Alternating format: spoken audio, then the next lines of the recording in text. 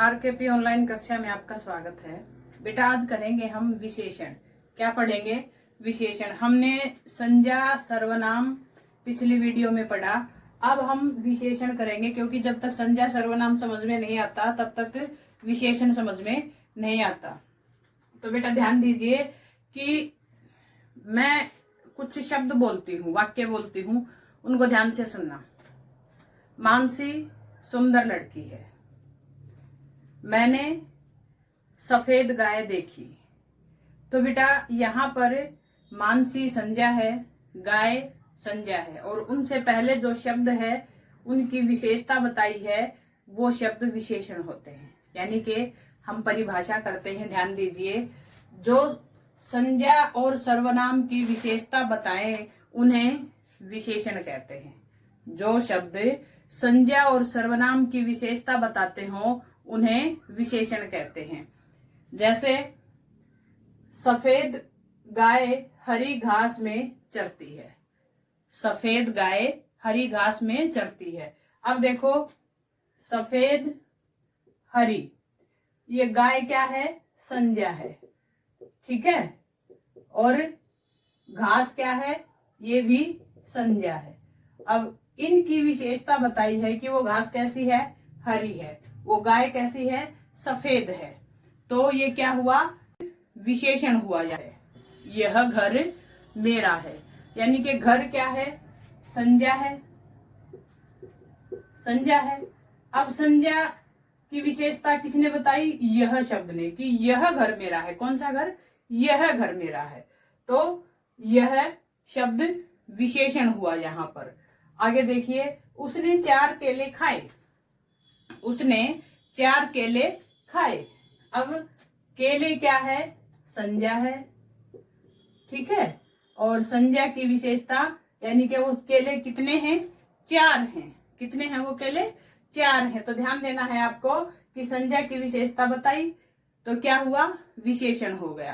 तो ध्यान रखना है बेटा, यहाँ पर संज्ञा हो सकती है, यहाँ पर सर्वनाम भी हो सकता है, ठीक है। यानी कि संज्ञा या सर्वनाम की विशेषता बताने वाले शब्द विशेषण कहलाते हैं, ठीक है। विशेषण से आगे करते हैं हम विशेष्य। क्या करेंगे? विशेष्य किसे कहते हैं? यानी कि जिसकी विशेषता बताई जाए। अभी हमने किया सफेद गाय हरी घास खाती है। सफेद गाय, गाय यहाँ पर किसकी विशेषता बताई गई है? गाय की। तो गाय क्या हुआ यहाँ पर? विशेष्य। तो क्या हुआ यहाँ पर? गाय विशेष्य हुआ। और घास क्या हुआ? ये भी विशेष्य हुआ। यानी कि एक तरह से ध्यान दीजिए, संज्ञा और सर्वनाम जिसकी विशेषता बताई गई वे विशेष्य होते हैं। संज्ञा और सर्वनाम, ठीक है, जिसकी विशेषता बताई जाती है वे विशेष्य होते हैं। समझ में आ गई? विशेष्य कर्ता भी हो सकता है, विशेष्य कर्म भी हो सकता है। समझ में आ रही है ना? फिर आगे करेंगे प्रविशेषण। क्या करेंगे? प्रविशेषण। तो बेटा ध्यान देना है आपको कि जो विशेषता बताते हो विशेषण, जिसकी विशेषता बताई जाए विशेष्य।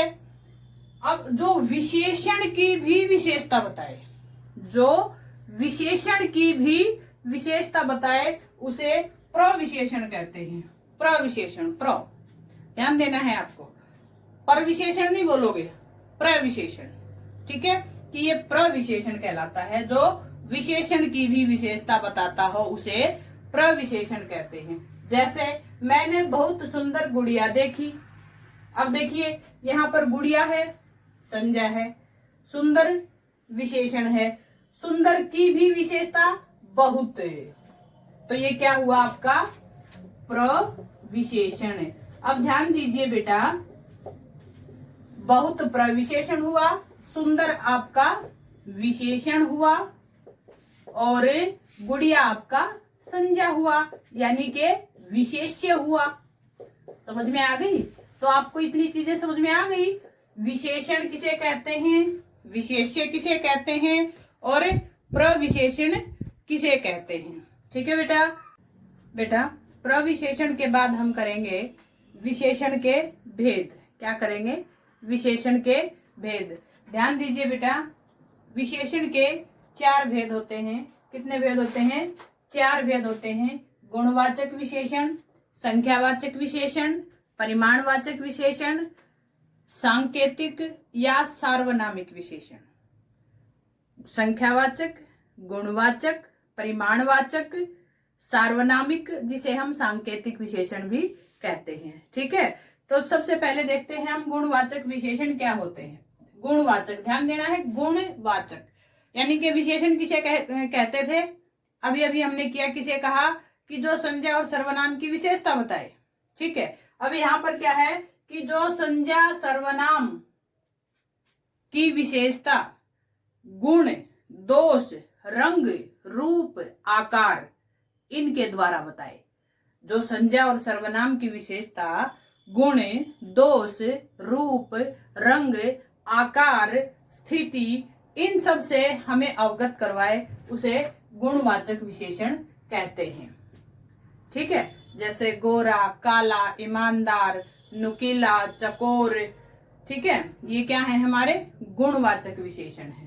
तो ध्यान देना है, गुणवाचक में क्या आएगा? गुण भी आएगा, दोष भी आएगा, रंग भी आएगा, दशा भी, अवस्था भी और कोई स्थिति भी आएगी।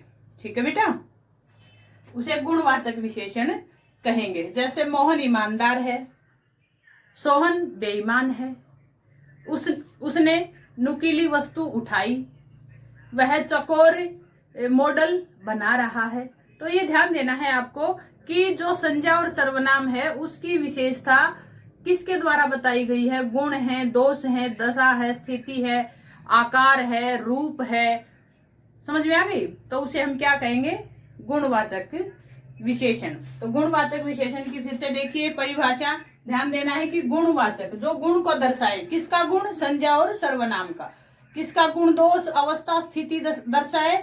जो संज्ञा और सर्वनाम के गुण, दोष, दशा, स्थिति, रंग, रूप आदि का भेद करवाए या उसका बोध करवाए, उसे हम गुणवाचक विशेषण कहते हैं। फिर है आपका संख्यावाचक विशेषण। संख्यावाचक यानी कि संख्या का बोध करवाने वाले। किसकी संख्या का बोध करवाएंगे? संज्ञा और सर्वनाम की संख्या का। ठीक है, संज्ञा और सर्वनाम की संख्या का बोध कराने वाले शब्द संख्यावाचक विशेषण कहलाते हैं। संख्यावाचक, जैसे मैंने 4 केले खाए, 4 केले यानी कि संख्या, केलों की संख्या कितनी है? 4 है, तो यहाँ पर वो संख्यावाचक हो जाएगी। ठीक है बेटा, केले संज्ञा है और संख्या उनकी बोध हुआ है, हमें उसका बोध हुआ है। तो ध्यान देना है कि संख्या का बोध करवाने वाले अर्थात संज्ञा सर्वनाम की संख्या का बोध कराने वाले शब्द संख्यावाचक विशेषण कहलाते हैं। ठीक है बेटा, फिर है आपका परिमाणवाचक विशेषण। परिमाणवाचक विशेषण, अब परिमाणवाचक विशेषण क्या? परिमाण मतलब माप तोल। परिमाण मतलब माप तोल। हमारी जो मापक इकाइयां है ना, मीटर, लीटर, ग्राम। ठीक है, मीटर, लीटर, ग्राम, ये क्या है? हमारी मापक इकाइयां हैं। यानी कि कोई चीज हमें मीटर में मापते हैं, किलोमीटर है, किलो सेंटीमीटर है, या किलोग्राम है, या किलो लीटर है, या लीटर है। ठीक है बेटा, तो यानी कि किसका बोध करवाएंगे? संज्ञा और सर्वनाम के माप तोल का बोध कराने वाले शब्द परिमाणवाचक विशेषण कहलाते हैं। ठीक है बेटा, यानी कि उसने 4 किलोमीटर की दौड़ लगाई। ठीक है, उसने 4 किलोमीटर की दौड़ लगाई। अब उसने 4 किलोमीटर की दौड़ लगाई, देखिए किलोमीटर की दौड़ लगाई। अब ये दौड़ क्या है? भाववाचक संज्ञा है यहाँ पर। ठीक है बेटा, तो संज्ञा हुई ना, तो संज्ञा या सर्वनाम की विशेषता बताई है ना, संज्ञा और सर्वनाम की विशेषता बताई, तो दौड़ यहाँ पर संज्ञा है। कौन सी? भाववाचक संज्ञा है। उसने 4 किलोमीटर की, यानी कि 4 किलोमीटर माप तोल बता दिया। अब माप तोल और संख्या कई बार निश्चित भी होती हैं और कई बार अनिश्चित भी होती हैं, ध्यान देना है। उसने कुछ केले खाए, उसने कुछ केले खाए तो अनिश्चित हुआ है ना, समझ में आ गई। उसने कुछ केले खाए और उसने वह कुछ किलोमीटर दौड़ा। या आ जाए उसने कुछ लीटर दूध पिया, यानी कि माप तोल में पिया, लेकिन ये नहीं पता कितना पिया। ठीक है ना। तो ये इनके भेद बन जाते हैं संख्यावाचक और परिमाणवाचक के। निश्चित संख्यावाचक तो होगा जिसमें निश्चित संख्या दी गई होगी, ठीक है, और अनिश्चित संख्यावाचक होगा जिसमें संख्या की हमें कोई पता नहीं होगा, क्योंकि जो चीजें हमें गिनती में आती हैं अगर उनकी गिनती दे रखी है तो निश्चित संख्यावाचक, और जो गिनती में आते हुए भी उनकी गिनती नहीं दे रखी उसमें अनिश्चितता है, अर्थात उसका कुछ या कोई ऐसा शब्द आगे लगा रखा है और आगे संख्यावाचक शब्द है, हमें पता है ये गिनती में होता है, तो वहां पर अनिश्चित संख्यावाचक। समझ में आ रही है। ऐसे ही परिमाणवाचक में, यानी कि निश्चित माप तोल दे रखा है तो निश्चित परिमाणवाचक विशेषण, और अगर निश्चित माप तोल नहीं दे रखा है तो अनिश्चित परिमाणवाचक विशेषण। ठीक है बेटा, समझ में आई। ज्यादा मतलब सोचने की जरूरत नहीं है, ध्यान देना है, सिर्फ आपको संख्यावाचक समझना है, सिर्फ आपको परिमाणवाचक समझना है, अपने आप समझ में आ जाएगा। ध्यान दीजिए कि संख्यावाचक क्या होता है, जो संख्या का बोध करवाए, ऐसे शब्द जो संज्ञा सर्वनाम की संख्या का बोध करवाएं, और ऐसे शब्द जो संज्ञा और सर्वनाम की संख्या की निश्चितता का बोध करवाए तो निश्चित, और अनिश्चितता का बोध करवाए तो अनिश्चित। उसने 4 केले खाए, उसने कुछ केले खाए। ठीक है बेटा।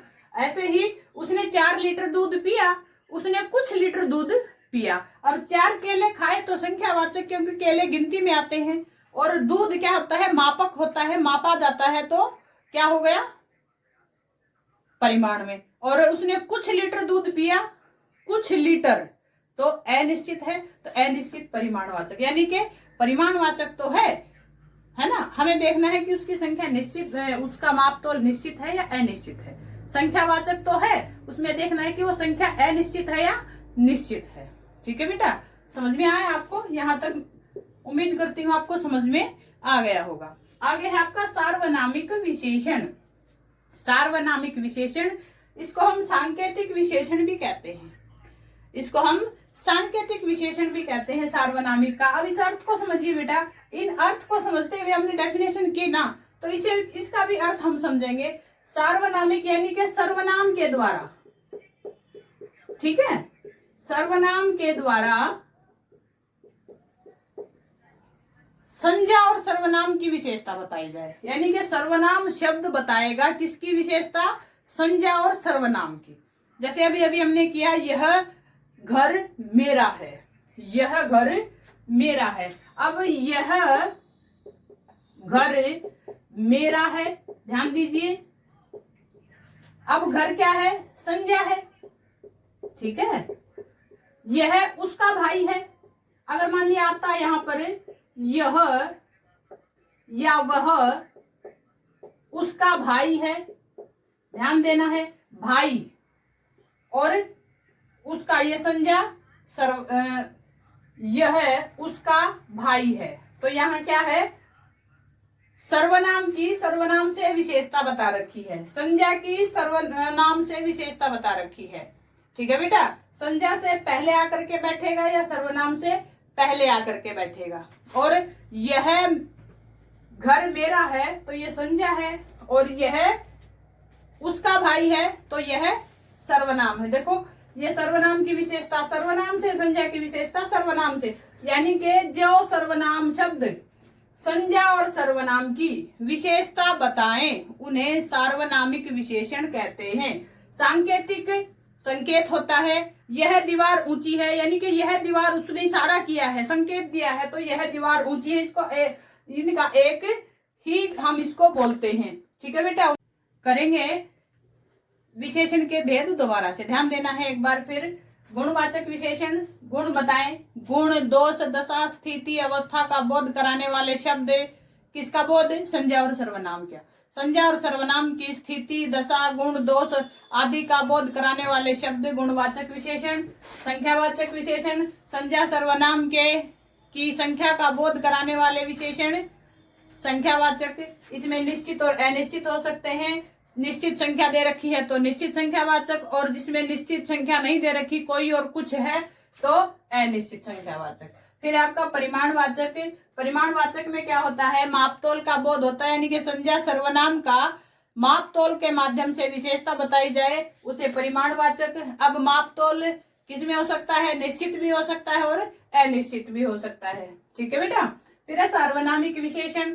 सार्वनामिक विशेषण को हम सांकेतिक विशेषण भी कहते हैं। सार्वनामिक विशेषण का मतलब है सर्वनाम से संज्ञा और शब्द, संज्ञा और सर्वनाम की विशेषता बताई जाए। जैसे यह घर मेरा है, घर की विशेषता यह से है और उसका की विशेषता वह से है। तो ध्यान देना है आपको। उम्मीद करती हूँ आपको ये भेद समझ में आए होंगे। अब हम करते हैं बेटा विशेषण की अवस्थाएं। अवस्थाएं, ठीक है बेटा। अवस्थाएं क्या होती हैं, ध्यान दीजिए। आपने इंग्लिश में डिग्रीज पढ़ी होंगी, ठीक है। इंग्लिश में आपने एडजेक्टिव की डिग्रीज पढ़ी होंगी, ये वही है बिल्कुल, है ना। तो सबसे पहले हमारी मूल अवस्था, फिर हमारी उत्तर अवस्था, फिर हमारी उत्तम अवस्था। यानी कि मूल अवस्था वह विशेषण अपने मूल में होता है, जड़ में होता है, सामान्य होता है। समझ में आ गई। जैसे वह सुंदर व्यक्ति है, ठीक है। अब उत्तर अवस्था में कैसे जाएगा, वह मोहन से सुंदर व्यक्ति है। उत्तम अवस्था में क्या जाएगा, वह सबसे सुंदर व्यक्ति है। यानी कि यहाँ तो तुलनात्मक होगा। उत्तर अवस्था को तुलनात्मक अवस्था भी कहते हैं, ठीक है बेटा। उत्तर अवस्था को तुलनात्मक अवस्था भी कहते हैं। तो ध्यान देना है आपको। जैसे इंग्लिश में करते हैं ना आप गुड बेटर बेस्ट, ऐसे ही हमारी क्या होती है, जैसे उच्च उच्चतर उच्चतम, यानी कि उच्च ऊंचा, उच्चतर उससे ऊंचा और उच्चतम सबसे ऊंचा। तो क्या होता है, विशेषण की 3 अवस्थाएं होती हैं, मूल अवस्था, उत्तर अवस्था और उत्तम अवस्था। मूल अवस्था अपने सामान्य रूप में विशेषता होती है। उत्तर अवस्था 2 के बीच में तुलना होती है और उत्तम अवस्था सबसे श्रेष्ठ तुलना की जाती है, सबसे श्रेष्ठ उसको बताया जाता है, सबसे श्रेष्ठ उसकी विशेषता होती है। समझ में आ गई बेटा। उम्मीद करती हूँ आपको यहाँ तक अच्छे से समझ में आया होगा, ठीक है। अब हम करते हैं विशेषण कैसे बनते हैं, ठीक है। अब विशेषण बनाओ भी आता है ना हमारा, तो संज्ञा शब्दों से भी बनते हैं, सर्वनाम शब्दों से भी बनते हैं, अव्यय से भी बनते हैं और क्रिया से भी बनते हैं, ठीक है बेटा। तो ध्यान देना है आपको। देखिए जैसे संज्ञा शब्द है हमारा गांव। गांव शब्द क्या है, संज्ञा है। इससे हम विशेषण बनाएंगे तो बनेगा ग्रामीण, ठीक है बेटा, बन गया ना। अब ऐसे ही हमारा भारत शब्द क्या है, संज्ञा है। अब इससे बनेगा हमारा विशेषण भारतीय। तो कहने का तात्पर्य है संज्ञा से विशेषण बनते हैं। सर्वनाम से कैसे बनेगा, ये तो बने हमारे संज्ञा से, ठीक है बेटा। अब बनाएंगे हम सर्वनाम से, जैसे अपना। अपना से क्या होगा, अपनत्व, अहम,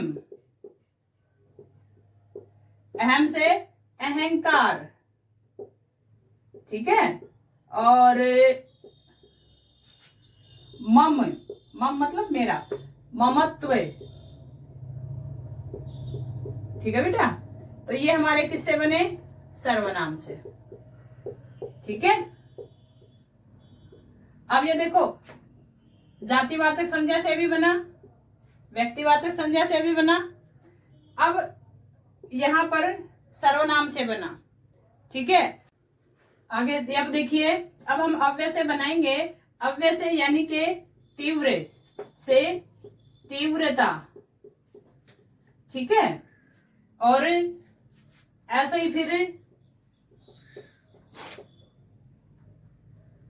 आगे, आगे से अगला, पीछे, पीछे से पिछला, ये क्या है हमारे अव्यय से बने हैं। ठीक है बेटा। फिर हमारा क्या बनता है, क्रिया से, क्रिया से भी बनता है।